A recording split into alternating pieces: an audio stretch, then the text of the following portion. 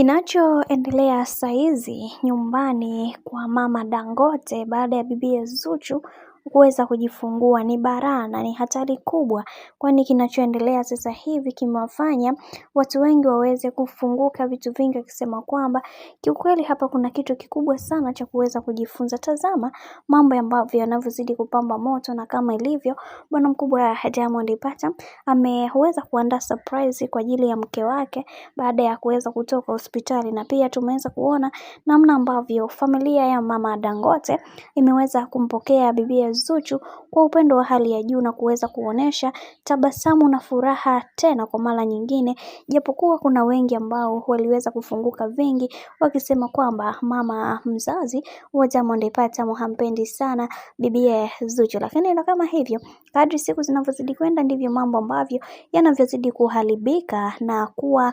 yanavyozidi kuwa mazuri, na tumeweza kuona baadhi ya watu wengi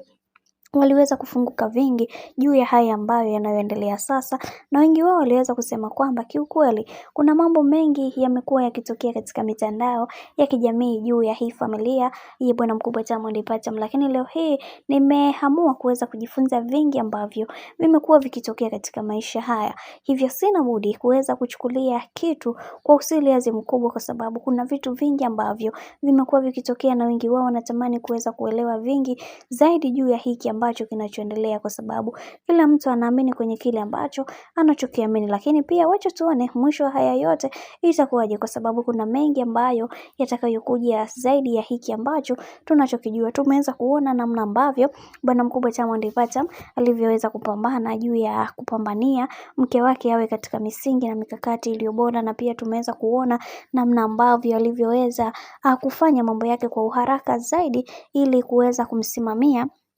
mtoto wake awe katika malezi katika mapokezi ambayo yaliyokuwa mazuri, na pia tumeweza kuona namna ambavyo alivyoweza kufurahi baada ya kuweza kusikia mke wake tayari ameshaweza kujifungua. Hili jambo limefanya watu wengi waweze kuzungumza mengi wakisema wacha tuone mwisho haya yote mambo yatakavyokuwa, kwa sababu kila mtu anatamani kuweza kuona kila kitu kiko katika misingi na mikakati iliyo bora, na pia tumeweza kuona wengi wao wakasema kwamba wacha tuone mwisho haya yote itakuwaje, kwa sababu kila mtu anaamini kwenye kile ambacho anachokiamini. Kiukweli pongezi nyingi sana ziende kwa kaka yetu